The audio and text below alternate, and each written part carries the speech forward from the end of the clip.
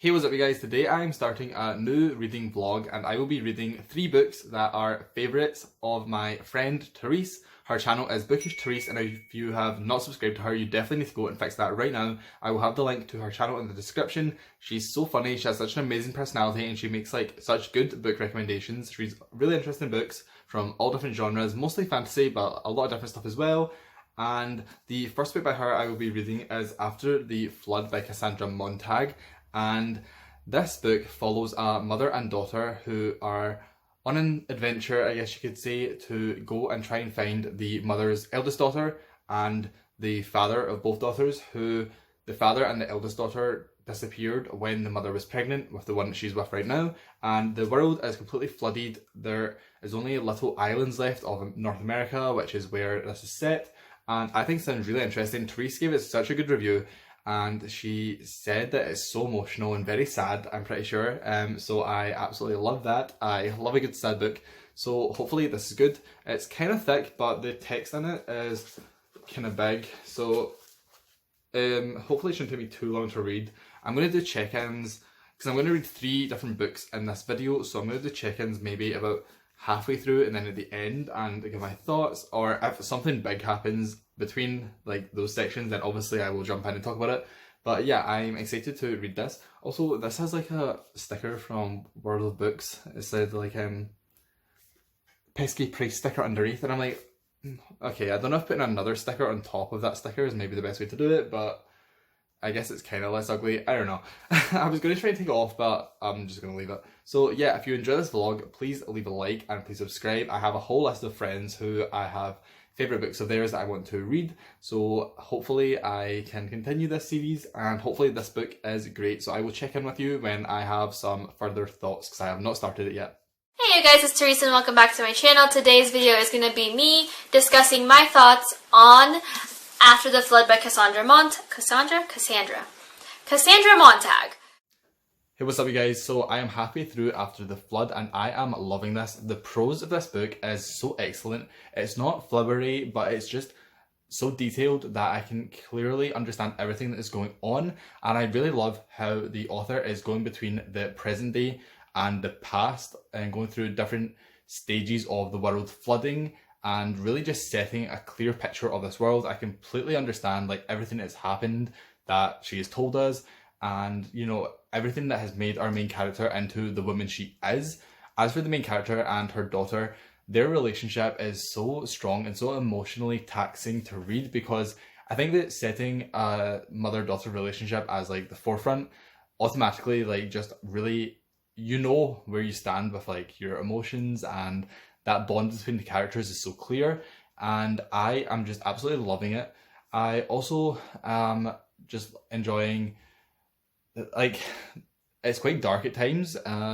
This is not a happy world, like obviously like it is flooded, but there is no beating around the bush. Like, this world is miserable. There is like raider ships, which is like basically gangs where they pillage villages and take the women to go to breeder ships and like make babies, and then the babies are slaves and all sorts of things obviously when they grow up.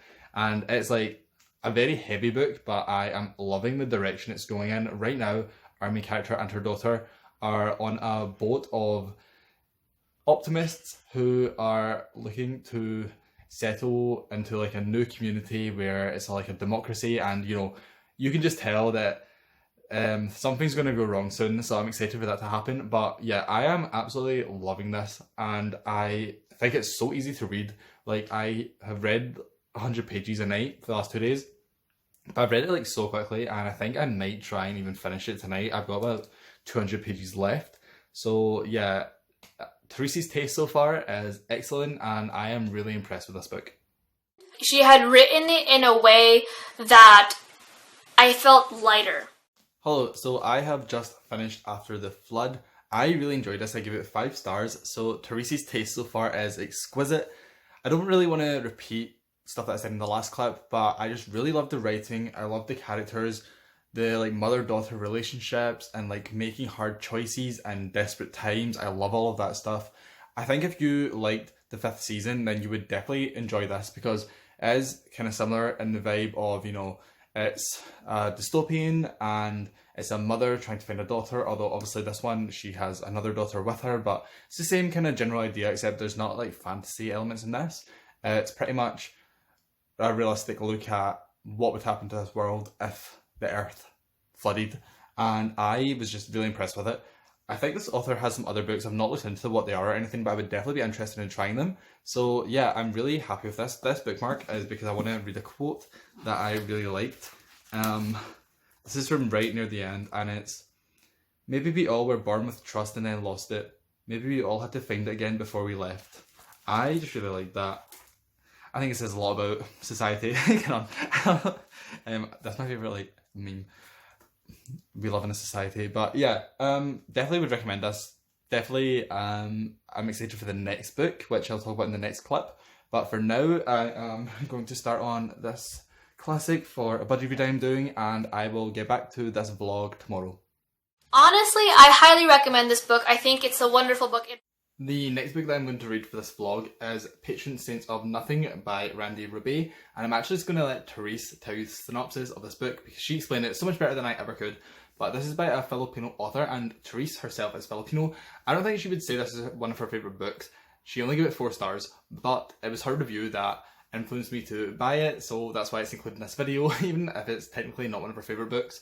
And I am excited to read this because I have not read anything by a Filipino author before, and I have like, I don't know, the Philippines really interests me. My first ever friends I ever had in my life that were not Scottish were from the Philippines, because there was like kids that immigrated to my school when we were like 6 years old maybe or something like that, and they were from the Philippines. And then my roommate when I was in Wisconsin was from the Philippines, and then obviously Therese, who's like one of my best bookshelf friends, is from the Philippines.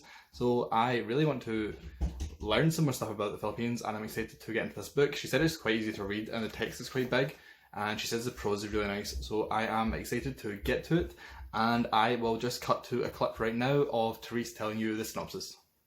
This follows Jay, who's about 17 years old. He's on his last semester of high school, and he really just wants to spend it coasting. He just wants to play video games and enjoy himself and just kind of like enjoy the last bit of his high school career before he has to set off into the University of Michigan. However, he receives news that June, his cousin and his best friend growing up, has been killed, and as he's trying to figure out exactly what happens, he finds that there's a bit more sinister things happening at play here, potentially relating to drug use and the current state of the Philippines. So as a way to kind of figure out what exactly happened to his cousin, he takes a spring break and travels to the Philippines to figure out what happened. Now, I am halfway through Patron Saints of Nothing, and I'm really enjoying this. I absolutely love the prose. It's so quick to read, like Therese said. I have literally flew through this. I read half of it in like, I don't know, like less than 2 hours maybe? No, that can't be true. Like really fast anyway. And I am absolutely loving learning about the Philippines, and the author is like telling you good stuff and bad stuff. He's showing you the bad side of the Philippines and like the positives. Like he's not romanticizing it, but he's also not demonizing it. He's just showing that it's a place like any other that has issues, and I really think that interesting. I think, I haven't read The Hate You Give, but I think the people that have read The Hate You Give, from what I've heard in reviews, would absolutely love this book. It deals with similar themes of like, you know, police brutality and stuff, except in this one, it's not just the police institute, it's like going all the way up to the president. Like the president is ordering the police to do these things, and the people in the Philippines apparently are quite supportive of it. Not everyone obviously, but like a large percentage of people actually do think the president is right in doing what he's doing. And it's really fascinating. It's really made me think. Although the prose is super easy to read, the actual content is very hard-hitting at times. There was one section where the main character was doing some like research, and it was really dark stuff, and I am really impressed with this book. I cannot wait to read more. I'm probably going to finish it today. Like I said, it's really quick to read, and I'm just very impressed with this, and I feel like this could potentially be another 5-star. like there are some handfuls of books, but we don't talk about contemporary just outside of America, especially in other non-Western countries. I just finished Patron Saints of Nothing like literally 10 seconds ago, and I absolutely love this book. It is a new favourite, it is 5 stars, and I just have so many thoughts right now. The portrayal of grief in this was so realistic and so heartbreaking and sad, and the way that he just learned more about his cousin's life was so beautifully written, I would guess, but not in like the typical sense. I don't know how to describe it. Like just the way everything was handled was so perfect, and I loved learning some contemporary issues about the Philippines, but also some historical stuff that I didn't know about, and you know, about the food and the culture and the languages and the family you know, relationships people have there, and the religion side of things. I don't know, there's just like so much in this book, and I am so impressed and I absolutely loved it. I really hope more people will read this, because I think it is semi-popular. I see people talk about it semi-regularly, but nowhere near as much as they should. Like, I really love this book. The literature as well, I learned like about Filipino literature, just a few things. I wrote one down on Goodreads that I want to read. It's called, I'm probably going to butcher this, Noli Me Tangere. I looked up a pronunciation, I think it's Tangere. I'll put it here, by Jose Rizal. It is like the Filipino classic, like their epic or whatever you call it. And yeah, I just have so many things I love about this book, and I honestly was like so sad at points reading it, but then there's just also some like really nice relationships between like his family members, and I don't know, there's just like so many thoughts that I can't even get them out right now. But yeah, I am really happy with this, and again, Therese had an amazing recommendation. Overall, I give it a 4 out of 5 stars. It's a really good read. I think it's also really important. The third book that I'm going to read for this vlog is Cloaked in Shadow by Ben Alderson, and I do not have a physical copy of this. I have an ebook copy, so I will insert a little picture here. I really like the cover. It's quite colourful and very professional looking. This is a self-published book, and you know, self-published covers are sometimes a bit dodgy, but Therese done this as a buddy read with my other friend TB, and they absolutely loved it. If you look on Goodreads, Therese's review says 10 out of 5, and TB's review says 10,000 out of 5 stars, so obviously this must be pretty good. I'm once again just going to let Therese tell you the synopsis. I'll insert a little clip because I honestly don't really know what it's about. I was listening to her talk about it and I still don't really get it. It's about shape-shifting elves, and the main character is gay, and that's pretty much all I know. So I'll insert her clip, even though, to be fair, I'm sorry Therese, but you don't explain it very well either. But yeah, I'm excited to get into this. I love self-published books. I haven't read one in a couple months, but I normally try and read at least one a month. So I'm glad to finally be getting to one. And yeah, let's hope that this is as good as TB and Therese made it out to be. This is not related to the book at all, but I just want to document that it is the 10th of April and it is snowing in April. The synopsis of the book, our main character, Zachariah, is an elf who is currently transported with his other kind of like elven people to I believe it's Thessalina,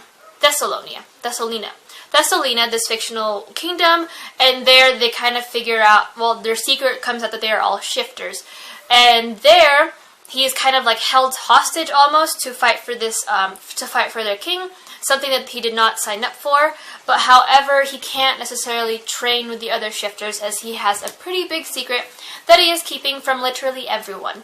And all he wants to do is be grumpy and be upset at the fact that his current ex-boyfriend, Peterer,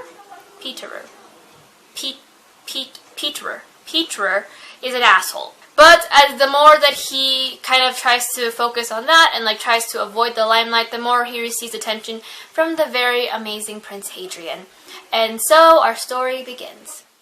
I have just hit the 50% mark and I am absolutely loving this book. It is so good. The writing is so good, so easy to read, but also like just really detailed, and the world building stuff is really fun. I just really like everything. I have a lot of questions. I wasn't really sure completely, like this is a fantasy, but I wasn't sure if it was focusing mostly on the romance with the kind of war thing being in the background, or if the war was the main plot and the romance was meant to be in the background, because the romance was like up to the 50% mark, basically what was basically going on.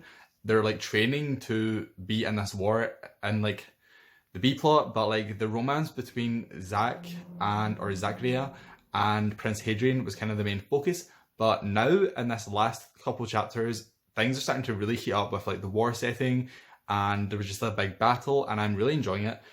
Zachariah has like these magic powers where it's not been fully explained yet, but I think he can control the wind, kind of, and he's keeping it a secret, and he seems to be really scared of anyone else finding out. But we've already seen multiple different characters who also have magic, and they don't have to hide it, like for example a healer. So I'm not sure why he needs to hide it. I guess we'll obviously find out why it's such a big secret. But he is like terrified of people finding out, but then other people's magic is just right out in the open, so I don't know. And the shifter thing's really cool. Obviously he is not a shifter himself. I think it would have been cool if he was, but obviously for the reasons of the plot he isn't. But yeah, I'm just really enjoying this. It's a super fast read. I only have like an hour 20 left, it says, on like the estimated reading speed thing on my Kindle. So I could maybe finish it tonight. I don't know. I think I'll read a little bit more tonight and then probably finish it tomorrow. But yeah, I am really enjoying this. I'm not 100% sure if it's going to be a 5-star yet. It's not hit that mark for me, but if it is, then that'll be 3 5-star books in this vlog, which will be amazing. Our main character is It's not Zachariah, it's Zachariah. I have just finished Cloaked in Shadow. I really enjoyed it. I gave it 4 stars. I really loved the characters, the magic, the world, the writing, like the prose itself. I loved everything about it, but it just didn't hit that like 5-star feeling for me. 5 stars are more like a gut feeling. Like I absolutely loved it. Whereas I did really enjoy this, but I didn't like love it. So yeah, overall this has been such a successful vlog. I have 2 5-star books and a 4-star book, so like pretty much perfect. And just to summarise, After the Flood was 5 stars, Patron Saints of Nothing was 5 stars, and then Cloaked in Shadow was 4 stars. I'm definitely going to read book 2 in that series, and book 3 as well, obviously. It's really good, and it's self-published, which is even better. I just love supporting like self-published books, so I am really glad I gave that one a chance. And overall, I have to say, in summary, that Therese's taste in books is perfect. She knows a good book, and I am so glad I read all 3 of these. Obviously, 2 5 stars especially. I think, honestly, Patron Saints of Nothing, and maybe even After the Flood. I don't know about After the Flood, but Patron Saints of Nothing could definitely be on like my top 10 books of this year. But there's still a long way to go until then. It is only April. But yeah, if you enjoyed this video, please leave a like and please subscribe. Let me know your thoughts on any of these books if you have read them. And look out for more of these vlogs. If you like this kind of style, let me know. I have a lot of other Booktube friends I want to do this type of vlog for, so it would be really good if I got some feedback. But yeah, thank you so much for watching, and I will see you in my next one.